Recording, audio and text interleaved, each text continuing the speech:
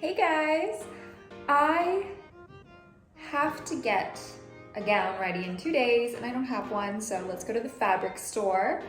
I have some gloves, some opera length gloves, and I think I'm just gonna make a black dress to go with them.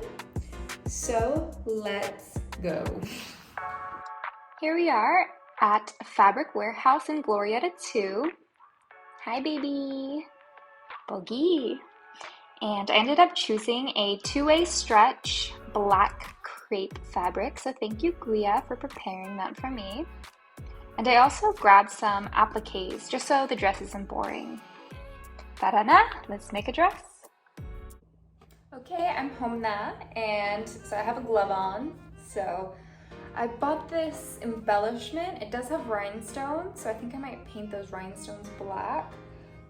LOL, I did not do that. But just so it's not so boring and basic, I bought this as just like an accent for the glove. So then I think I will also accent the bust of my dress. Yay, okay, let's get started. So this is actually the dress that I would like to make with a high neck, shoulder details and cutouts, but I have 2 days and I think that's above my pay grade. So instead we're just gonna do a really basic straight cut dress with a slit. Also shout out to JV, I'm using your notebook, so thank you so much for this gift, I love it. All right, let's get sewing. Okay, I just cut out some fabric. I traced a dress I have that I absolutely love and that fits great. This is a good hack for people who are just learning to sew. If you want to make custom pieces that fit you, actually use your pre-existing fabric and pieces, but it's so hard to show. So we have so far, and so it will have the cutouts. Let's continue on. This is a stretch fabric, so that's why I'm not like measuring, because it's stretch na lang, it's okay. I'm sure real designers like, but I'm really just gonna pull pieces that already fit me, trace what I need, adjust, and then hope for the best. So let's go. Okay, so I just laid down. I swear to God, if there's a real like seamstress watching this, they're gonna be like, oh my God. But I kind of traced my body, and so I'll fold this in half, make sure it's completely symmetrical, and then I'll probably start sewing. Yeah, we'll worry about the back later. Let's just focus on the front.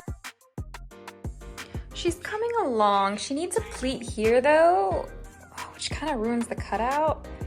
So let's see, I haven't done my seam allowance yet, so that might still work. I think it needs a seam, but not a seam, a dart. Let's see, I'll work on it, but coming to life.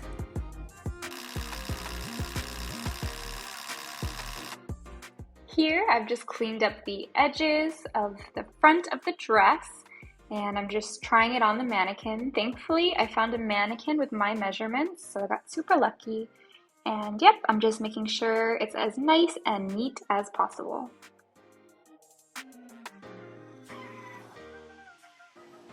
Here, I'm just working on the bottom of the dress, and I'm just pinning it together so I can run this through my sewing machine and get a nice finish with a zigzag stitch.